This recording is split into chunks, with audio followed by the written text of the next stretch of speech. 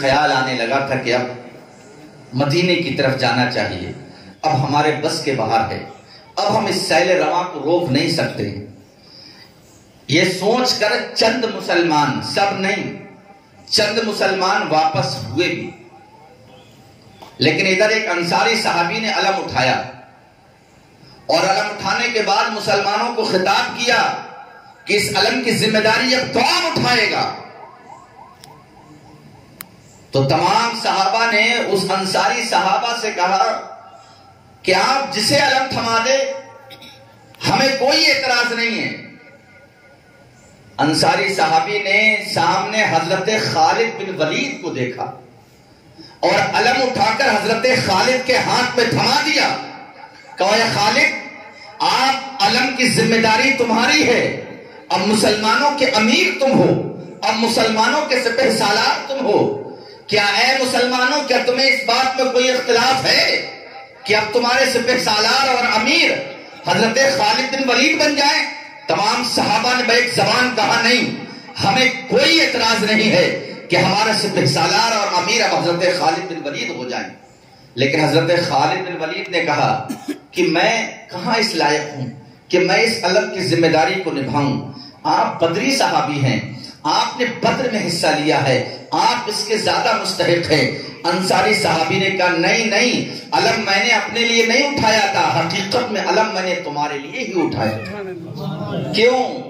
اس لیے کہ تمام صحابہ جانتے تھے کہ خالد کس چیز کا نام ہے، سمجھ رہے؟ تمام صحابہ جانتے تھے کہ خالد تلوار چلانے میں، نیزہ چلانے میں، تیر چلانے میں، گھوڑا سواری میں، اونٹوں کو تیز رفتار چلانے میں، ریتیلی زمین پر اونٹوں کو دوڑانے میں، یعنی کہ اس وقت کا ہر وہ اوزار اور ہر وہ چال، ہر وہ حربہ جو جنگ میں آزمایا جاتا تھا، حضرت خالد بن ولید اس پر بخوبی واقف تھے۔ کیا بات! اس لیے تمام صحابہ نے بیک زبان کہا نہیں، اب خالد ہمارے سپہ سالار ہیں، خالد ہمارے امیر ہیں۔ ادھر یہ معاملہ طے ہو رہا ہے، ادھر اللہ کے رسول صلی اللہ علیہ وسلم مسجد نبوی میں ہیں، صحابہ اکرام موجود ہیں۔ میرے آقا نے ارشاد فرمایا ہے صحابہ، کیا تم جنگ موتا کا حال سننا چاہتے ہو؟ وہاں کیا ہو رہا ہے وہ جاننا چاہتے ہو؟ صحابہ نے کہا ہاں یا رسول اللہ، ہم جاننا چاہتے ہیں وہاں کیا ہو رہا ہے۔ میرے آقا نے ارشاد فرمایا، جب یہاں سے مسلمان گئے تھے تو سپہ سالار حضرت زید تھے، لیکن وہ شہید ہو گئے۔ اس کے بعد علم حضرت جعفر نے سنبھالا، لیکن وہ بھی شہید ہو گئے۔ اس کے بعد علم حضرت عبداللہ نے سنبھالا، وہ بھی شہید ہو گئے۔ اب اس کے بعد علم حضرت خالد نے سنبھالا ہے، اللہ تبارک و تعالیٰ نے اس کے ہاتھ پر فتح لکھ دی ہے۔ آپ اندازہ کریں،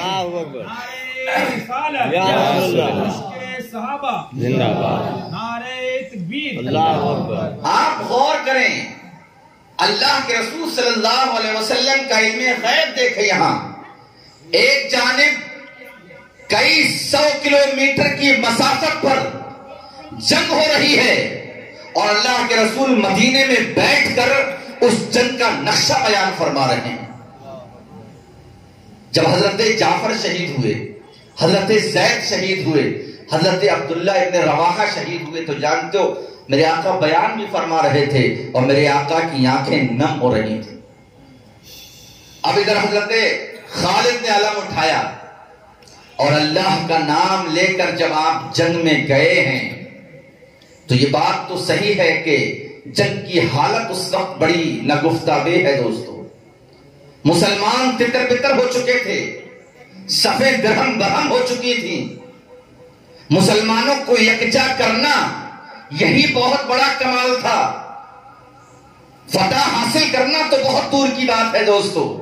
لیکن حضرت خالد بن ولید ادھر جنگ لڑ رہے ہیں، ادھر مدینے میں بیٹھ کر اللہ کے رسول نے سیف اللہ کا، اللہ کی تلوار ہونے کا خطاب عطا فرما رہے ہیں کہ حضرت زید اللہ کی تلوار ہے، اللہ نے اس کے ہاتھ پر فتح لکھ دی ہے، عزیزان ملت اسلامیہ، حضرت خالد نے ایک واضح اور بہت پرجوش تقریر کی اور صحابہ کو یکجا کرنے کی کوشش کی اور ایسا وار کیا کفار کے سینے پر، ایسا وار کیا کہ کفار یہ سوچنے پر مجبور ہو گئے کہ آخر ماجرا کیا ہے۔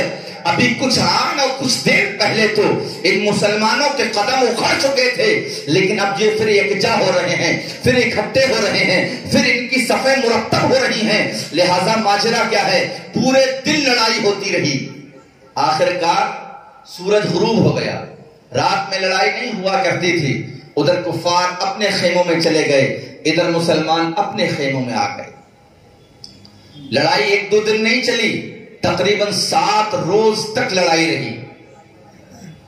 حضرت خالد کے ہاتھ میں اب کمان ہے۔ حضرت خالد رات میں، حضرت خالد نے کھایا پیا، اپنا آرام کیا، نمازیں پڑھی، دعائیں کی، اور جب دن نکلا تو پہلے جو ترتیب تھی وہ پہلے کے سپہ سالار کے حساب سے تھی۔ حضرت جعفر، حضرت عبداللہ ابن رواحہ، حضرت زید، لیکن اب حضرت خالد نے اس ترتیب کو چینج کر دیا، کیونکہ آپ کو اللہ تبارک و تعالیٰ نے وہ ملکہ عطا فرمایا تھا، وہ جنگی صلاحیتیں عطا فرمائی تھی کہ وہ یوں سمجھے کہ وہ خدا داد صلاحیتیں تھیں۔ حضرت خالد نے ترتیب چینج کر دی، جو دائیں جانب تھے انہیں بائیں جانب کر دیا، جو آگے تھے انہیں پیچھے کر دیا۔ جب یہ ترتیب آپ نے لگائی تو کفار جو لڑ رہے تھے اب تک، وہ ظاہر سی بات ہے دائیں جانب کا دائیں جانب والوں سے مقابلہ، بائیں جانب کا بائیں جانب والوں سے مقابلہ، اور جو سامنے ہیں ان کا سامنے والوں سے مقابلہ تھا۔ یہ معاملہ ہو رہا تھا، 2-3 دن جنگ ہو رہی ہے، تو ظاہر سی بات ہے جو دائیں جانب مسلمان ہیں وہ دائیں جانب کو پہچاننے لگے، جو بائیں جانب مسلمان ہیں وہ بائیں جانب کفار ہیں، انہوں آپس میں پہچاننے لگے، سامنے والے سامنے والوں کو ایک دوسروں کو پہچاننے لگے کہ کل انہی سے ہماری زور آزمائی ہوئی تھی، کل انہی سے ہم نے مقابلہ کیا تھا، کل انہیں پچھاڑ دیا تھا ہم نے، کل ان کی صفوں میں ہم گھس گئے تھے، لہٰذا آج بھی گھس جائیں گے، جب کل گھس چکے ہیں تو آج بھی گھس جائیں گے۔ لہٰذا کفار کے ذہن میں یہ بات فٹ ہو چکی تھی کہ کل ہم نے صفیں تتر بتر کر دی تھی تو اب بھی صفوں میں ہم گھس جائیں گے۔ اس ذہن کو توڑنے کے لیے حضرت خالد نے صفوں کے مسلمانوں کو چینج کر دیا، ادھر کے مسلمان ادھر کر دیے، ادھر کے مسلمان ادھر کر دیے۔ اب جب مقابلہ دوسروں سے ہوا تو کفار کے دل میں یہ خیال آیا کہیں ایسا تو نہیں ہے مدینے سے کوئی اور لشکر آ گیا ہو، کیونکہ اب مقابلہ دوسرے چہرے والوں سے ہو رہا ہے، اب مقابلے میں جو سامنے ہے وہ جان پہچان کے نہیں ہیں۔ تو ان کے دلوں میں خیال آیا لگتا ہے مدینے سے دوسرا لشکر آ گیا ہے، مدینے سے اور کمک آ گئی ہے جو مسلمانوں کی مدد کرنا چاہتی ہے۔ اس ترتیب کی بنا پر کفار کے دل میں اللہ تبارک و تعالیٰ نے مسلمانوں کا خوف ڈال دیا، اور پھر اس کے بعد حضرت خالد نے وہ جم کر مقابلہ کیا، جس طرف نکل جایا کرتے تھے یوں سمجھے کہ کفار کی صفوں کو چیرتے ہوئے انہیں تتر بتر کر دیا کرتے تھے۔ اب تاریخ بتاتی یہ ہے کہ حضرت خالد بن ولید نے اس جنگ موتا میں 1-2 تلواریں نہیں بلکہ تقریباً اپنے ہاتھ سے 9 تلواریں ٹوٹ گئی تھی۔ 9 تلواریں حضرت خالد بن ولید کے ہاتھ سے ٹوٹ گئی۔ اب اندازہ کریں یہ 100 گرام 50 گرام کی تلوار نہیں ہے، 3-4-5 کلو کی تلوار ہوتی ہے، وہ تلوار ٹوٹ جا رہی ہے چلتے چلتے۔ اندازہ کریں سیف اللہ جسے اللہ کا شیر بنایا گیا، اللہ کی تلوار بنایا گیا ہے، اس کے بازو میں اللہ نے کتنی طاقت عطا فرمائی ہے کہ لوہے کی تلواریں ٹوٹ جا رہی ہیں لیکن خالد کے ہاتھ پر ذرہ برابر شکن نہیں آ رہی ہے۔ دوستو سبحان اللہ، 7 دن تک مسلسل جنگ ہوئی اور اس کا رزلٹ کیا آیا، اس کا نتیجہ کیا نکلا؟ اس کا نتیجہ یہ نکلا کہ اللہ تبارک و تعالیٰ نے اپنے حبیب کے طفیل اتنے بڑے لشکر کے دل میں مسلمانوں کا خوف پیدا کر دیا، اور پھر کفار کے اندر اتنی ہمت نہیں ہوئی کہ وہ مسلمانوں کو آگے بڑھ کر حملہ کرتے۔ مسلمانوں کی جب اس جذبے کو اور اس جانثاری کو اور اس جوان مردی کو جب کفار نے دیکھا تو اس کا نتیجہ یہ نکلا کہ کفار کو پیچھے ہٹنا پڑا، پیچھے ہٹ گئے، اور حضرت خالد بن ولید نے پھر ان کا تعاقب کیا اور تعاقب کر کے ان کو مارا ہے دوستو۔ اندازہ کریں، ایک طرف 3000 ہیں اور ایک طرف 1,00,000 کا جم غفیر ہے دوستو۔ یہ طاقت جسمانی طاقت نہیں ہے، یہ روحانی طاقت ہے، یہ ایمانی طاقت ہے، یہ اللہ کی ذات پر بھروسے والی طاقت ہے۔ جب ایک بندے کو رب کی ذات پر بھروسہ ہو جاتا ہے، کامل یقین ہو جاتا ہے، تو پھر اللہ تبارک و تعالی اس کی خیر سے مدد فرمایا کرتا ہے۔ اس جنگ میں مسلمانوں کو فتح نصیب ہوئی۔ ایک بات رک کر یہ عرض کرنا چاہتا ہوں میں، حضرت خالد بن ولید کو اسلام لائے ہوئے جانتے ہو بھی کتنا عرصہ گزرا ہے؟ یہ بھی ذہن میں نوٹ کر لیں۔ اسلام لائے ہوئے حضرت خالد بن ولید کو ابھی صرف 2 یا 3 مہینے گزرے ہیں۔ ایسا نہیں ہے کہ بدر میں مسلمان ہو گئے یا مکے میں آپ مسلمان ہوئے، نہیں، اس جنگ ہونے سے 3 یا 2 مہینے پہلے حضرت خالد مدینہ پہنچ کر مسلمان ہوئے، اور عمرہ کرنے کے بعد یہ جنگ کی نوبت آ گئی۔ تاریخ ہمیں یہ بتاتی ہے کہ مسلمان ہونے کے بعد جتنی جنگیں ہوئی اسلام میں، جو چھوٹی چھوٹی ٹولیاں تھیں تو ان میں کبھی حضرت زید کو بھیج دیا جاتا تھا، کبھی حضرت صدیق اکبر کو بھیج دیا جاتا تھا، چھوٹی چھوٹی ٹولیوں کا امیر بنا کر کسی بھی صحابی کو بھیج دیا جاتا تھا۔ لیکن جس جنگ میں حضرت خالد بن ولید جاتے تھے، یعنی جس ٹولی میں، جس جماعت میں حضرت خالد بن ولید شامل ہوتے تھے، اللہ کے رسول صلی اللہ علیہ وسلم انہی کو سپہ سالار بنایا کرتے تھے۔ اسلام لانے کے بعد جنگ موتا پہلی جنگ تھی جس میں مسلمانوں نے اپنا امیر غیبی مدد سے حضرت خالد کو چنا، اور اس کے بعد اللہ کے رسول صلی اللہ علیہ وسلم نے اپنی حیات میں جتنی بھی جنگیں ہوئیں ان کا سپہ سالار حضرت خالد بن ولید کو بنایا۔ اس کے بعد حضرت صدیق اکبر کا دور آیا۔ آپ کے دور میں جتنی بھی جنگیں ہوئی ہوں، وہ روم کی ہوں یا شام کی ہوں یا ایران کی ہوں، ان تمام جنگوں کے سپہ سالار حضرت خالد بن ولید رہے ہیں۔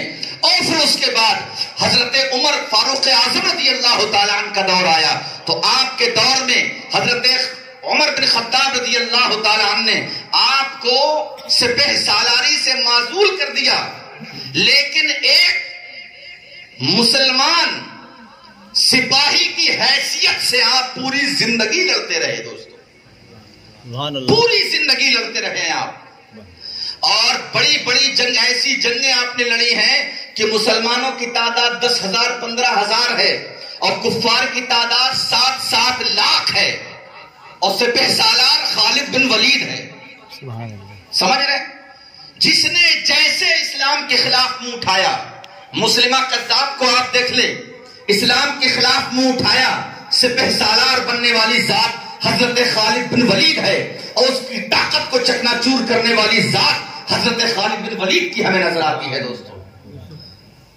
حضرت خالد بن ولید خود کہتے ہیں کہ پوری زندگی میں اس آرزو میں رہا ہوں کہ میں جام شہادت پی لوں، میں نے جان بوجھ کے اپنے آپ کو ایسی سچویشن میں ڈالا ہے کہ میں شہید ہو جاؤں۔ میں لڑا، ہر طرف سے دشمنوں کے نرغے میں رہا ہوں، لیکن اللہ تبارک و تعالیٰ کی غیب سے مجھے مدد ملی ہے کہ کسی کفار کی تلوار میری گردن تک نہیں پہنچ پائی۔ سبحان اللہ۔ بات سمجھ رہے ہیں؟ یہ خالد بن ولید ہیں۔ اچھا، ایک سوال یہ پیدا ہوتا ہے، یوں تو تمام صحابہ حضور سے بے پناہ محبت کرتے تھے، لیکن ہر صحابی کی ایک الگ خصوصیت ہے، ہر صحابی کی ایک الگ فضیلت ہے، ہر صحابی کا ایک انوکھا انداز ہے۔ تمام صحابہ حضور پر اپنی جانیں نچھاور کرتے تھے، اور دنیا کی ہر چیز سے حضور کی ذات کو فضیلت دیا کرتے تھے۔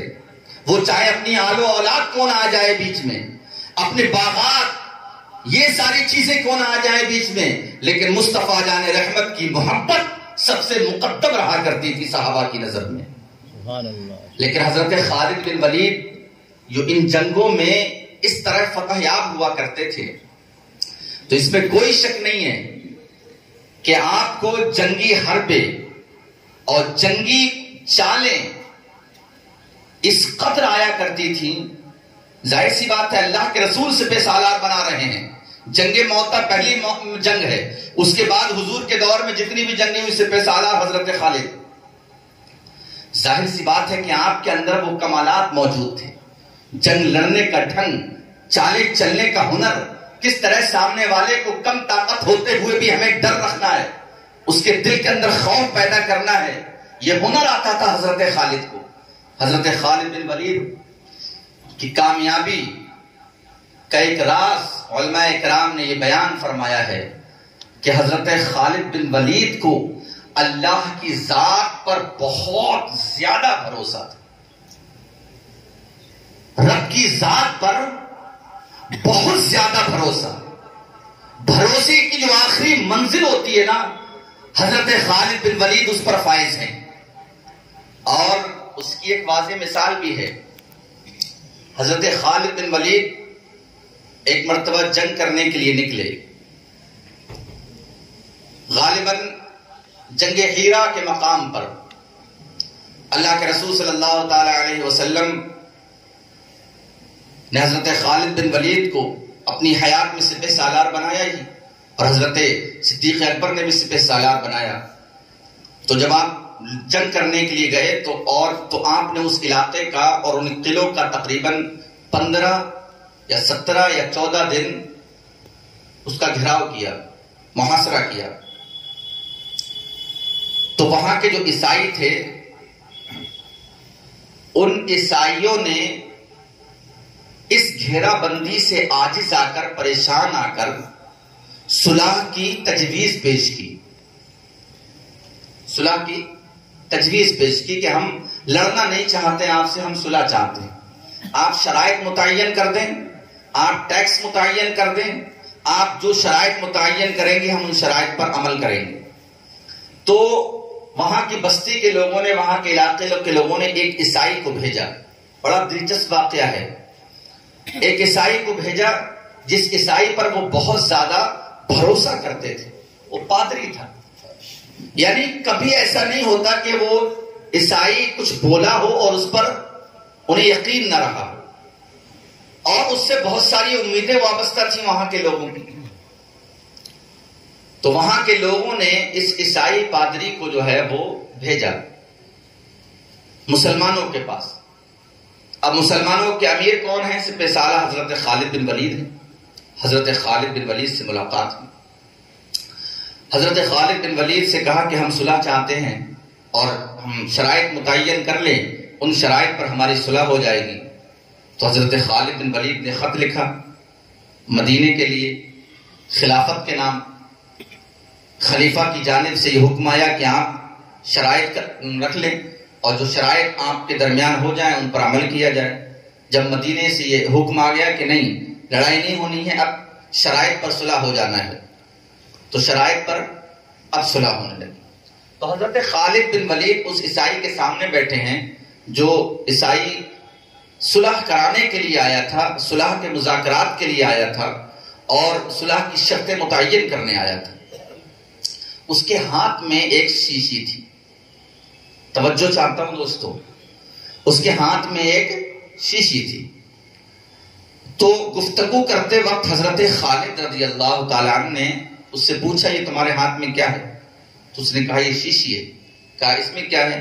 کہا اس میں زہر ہے، اور یہ اتنا خطرناک زہر ہے کہ اگر اسے پی لیا جائے تو انسان چند منٹ کے اندر ختم ہو جائے۔ تو حضرت خالد نے پوچھا آپ اسے لے کے کیوں گھوم رہے ہو؟ تو اس نے کہا میں اسے لے کر اس لیے گھوم رہا ہوں، اسے اپنے ساتھ لے کر اس لیے آیا ہوں کہ اگر آپ صلح کے لیے راضی نہ ہوئے، میری قوم کو میرے اوپر اتنا اعتماد ہے، اتنا بھروسہ کرتے ہیں وہ مجھ پر کہ میں آپ کے پاس آؤں گا اور آپ کو صلح پر آمادہ کر لوں گا، آپ کو منا لوں گا میں صلح کے لیے، اتنا اعتماد ہے۔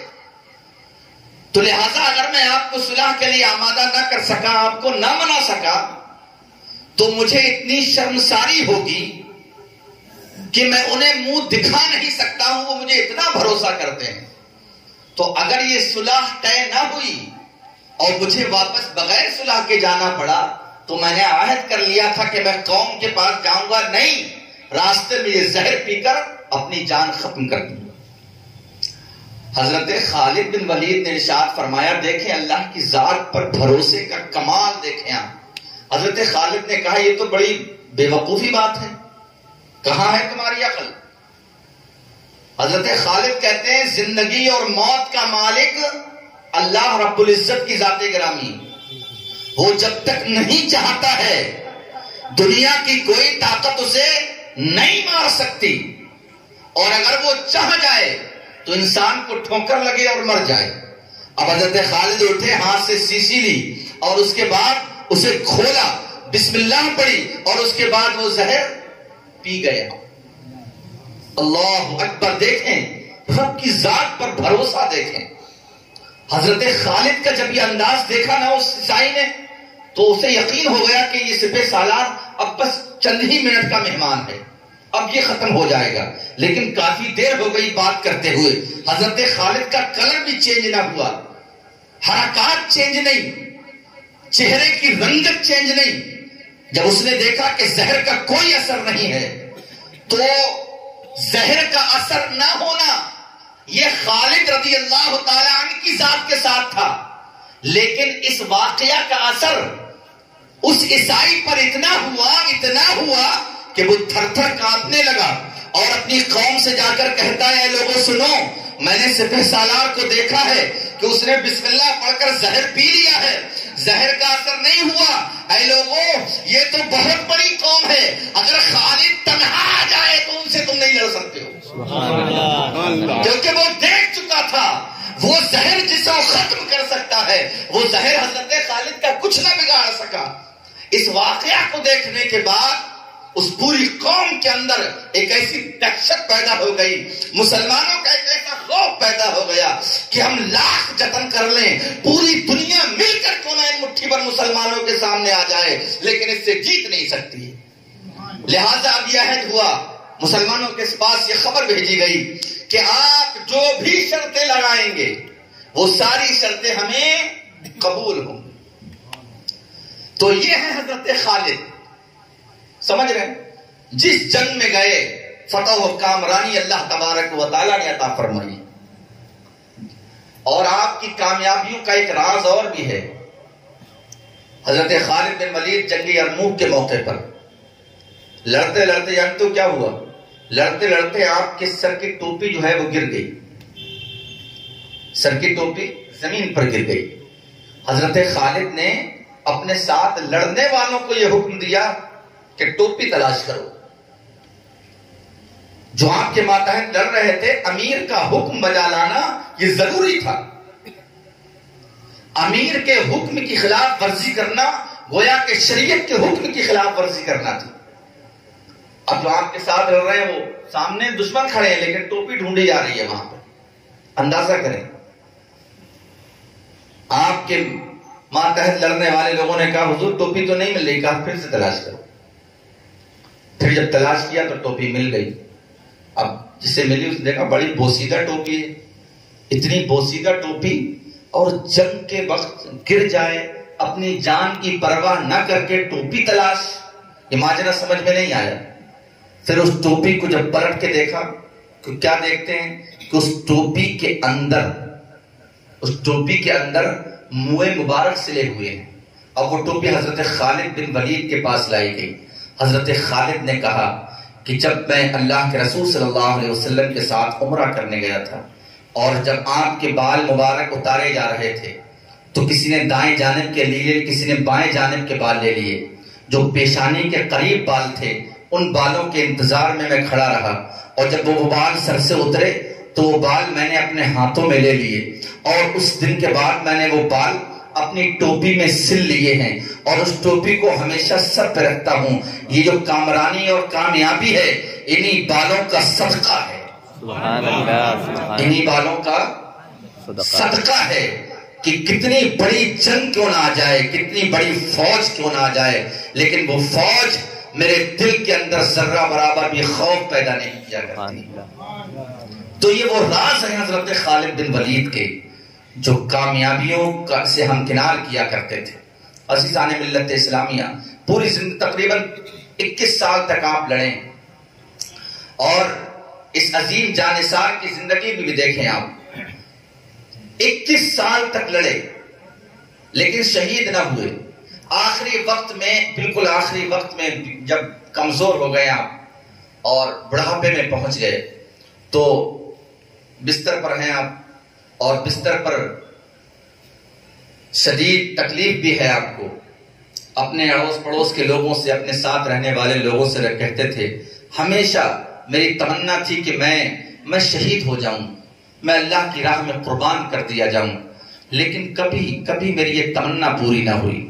کبھی میری تمنا یہ پوری نہ ہوئی. یہ میری آرزو تھی کہ میں شہید ہو جاؤں. علماء کرام نے لکھا ہے کہ اللہ کے رسول صلی اللہ تعالی علیہ وسلم نے آپ کو سیف اللہ کا خطاب دیا تھا. سمجھ رہے؟ تو دنیا کی کوئی طاقت اللہ کی تلوار کو توڑ نہیں سکتی. سبحان اللہ. بے شک کوئی بھی طاقت. حضرت خالد بن ولید خود بیان کرتے ہیں کہ میرے جسم پر کوئی ایسا حصہ نہیں ہے جہاں پر زخم کے نشانات نہیں ہیں. سر سے لے کر پیر کی ایڑیوں تک کوئی ایسا حصہ آگے پیچھے باقی نہیں جہاں زخموں کے نشانات نہیں ہیں, لیکن میں شہید نہ ہو سکا. اس کی وجہ علماء نے بیان فرمائی کہ اللہ نے آپ کو سیف اللہ بنایا تھا. تو دنیا کی کیا مجال کہ اللہ کی تلوار کو توڑ دے. یہ دنیا میں طاقت نہیں ہے, یہ تو اللہ کی مرضی ہے کہ وہ جب چاہے اس تلوار کو نیام میں ڈال دے. بات سمجھ رہے؟ اور جب اللہ نے چاہا تو اپنی مرضی سے پھر اسی تلوار کو, جس کو خالد بن ولید کہا جاتا ہے, برزخی نیام میں ڈال دیا گیا. اور ہمیشہ ہمیشہ کے لیے آپ نے دوستو آنکھیں بند کر لی. یعنی آپ کو طبیعی موت آئی ہے, طبیعی موت آئی, آپ کسی جنگ میں شہید نہ ہوئے. یہ ذات حضرت خالد بن ولید کی ہے. تو جنگ موتا میں جب تمام صحابہ کا انتخاب ہوا تو وہ حضرت خالد بن ولید کی ذات گرامی ہے. اور حضرت خالد بن ولید نے اپنی جنگی صلاحیتوں کے ماتحت مسلمانوں کو ان کے نرغے میں سے بھی نکالا اور پلٹ کر پھر ایسا حملہ کیا کہ تمام کے تمام 1000 کا لشکر جو ہے وہ منہ پھیر کر بھاگنے لگا. اور پھر مسلمانوں نے اس کا تعاقب کیا. اس کے بعد یہ مسلمان مدینہ تشریف لے آئے. جب مدینے میں آ رہے تھے تو اللہ کے رسول صلی اللہ علیہ وسلم نے باہر نکل کر ان تمام صحابہ کا استقبال فرمایا. یہی وہ جنگ ہے جس جنگ میں حضرت جعفر شہید ہوئے تھے. اللہ کے رسول صلی اللہ علیہ وسلم حضرت جعفر کے گھر گئے 3 دن کے بعد. سمجھ رہے ہیں؟ تو آپ نے پھر ان سے منع کیا کہ اب کسی کے لیے جائز نہیں کہ 3 دن کے بعد کوئی سوگ منائے سوائے ان کی بیوی کے. اور سوگ کی حالت بھی یہ رہے, یعنی 3 ایام کے اندر جو رویا جاتا ہے, سوگ منایا جاتا ہے, اس میں بھی نوحہ کرنے کی اجازت نہیں, بالوں کو کھول کر رونے کی اجازت نہیں ہے, سینہ پیٹنے کی اجازت نہیں. یہ تمام احکام جنگ موتا کے بعد نازل ہوئے. اس کے بعد اللہ کے رسول صلی اللہ علیہ وسلم اپنے گھر تشریف لائے اور 3 دن تک سوگ کے دن رہتے ہیں. 3 دن تک کھانا اللہ کے رسول صلی اللہ علیہ وسلم کے گھر بنا کرتا تھا اور وہ حضور کے گھر کا بنا ہوا کھانا حضرت جعفر کے گھر جایا کرتا تھا. سبحان اللہ. تو یہ حضور کی سنت ہے دوستو. آج بھی ہمیں یہ چاہیے کہ اگر کسی گھر میں انتقال ہو جائے, آج تو سب اپنا انتظام کر لیتے ہیں, لیکن کوئی غریب ہے یا نادار ہے تو ہمیں یہ چاہیے کہ اس کے گھر سوگ ہے, اب اس کی بیوی ہے یا اس کے بچے ہیں, اس کی بچیاں ہیں, وہ اس کیفیت میں نہیں رہتے. والد کا سایہ اٹھنے کے بعد, بھائی کا سایہ اٹھنے کے بعد, بیٹے کی موت کے بعد انسان کی ایسی کیفیت نہیں رہتی کہ وہ چولہا جلا سکے, کھانا بنا سکے. اس کی ذہنی جو کیفیت ہوتی ہے وہ چینج ہو جاتی ہے. تو اس کے پڑوسیوں کو دھیان رکھنا چاہیے کہ کم سے کم 3 دن تک وہ کھانا بنا کر اس کے گھر بھیجے. یہ سنت اللہ کے رسول صلی اللہ تعالی علیہ وسلم کی سنت طیبہ ہے۔ دوستو یہ جنگ موتا ہے، اس کا ہم نے ذکر کیا ہے۔ 7 ہجری میں یہ جنگ ہوئی۔ اب اس کے بعد چھوٹی چھوٹی جنگیں ہوئی ہیں، لیکن اس کے بعد 8 ہجری میں جو عظیم فتح حاصل ہوئی اسے فتح مکہ کہا جاتا ہے۔ اب انشاءاللہ ہم کل بیان کریں گے کہ فتح مکہ کے واقعات کیسے ہیں۔ حالانکہ آپ نے سنا ہے صلح حدیبیہ، فتح مکہ 8 ہجری میں ہوا، اور صلح حدیبیہ بولیے 6 ہجری میں۔ یاد رکھیے یار، یہ ساری باتیں یاد دہانی کے لیے ہے آپ کے۔ 6 ہجری میں صلح، تو صلح حدیبیہ میں ایک شرط یہ لگائی گئی تھی کہ 10 سال تک ہم لوگ آپس میں نہیں لڑیں، یعنی کوئی ایک دوسرے پہ حملہ نہیں کرے گا، یہ شرط لگائی گئی تھی۔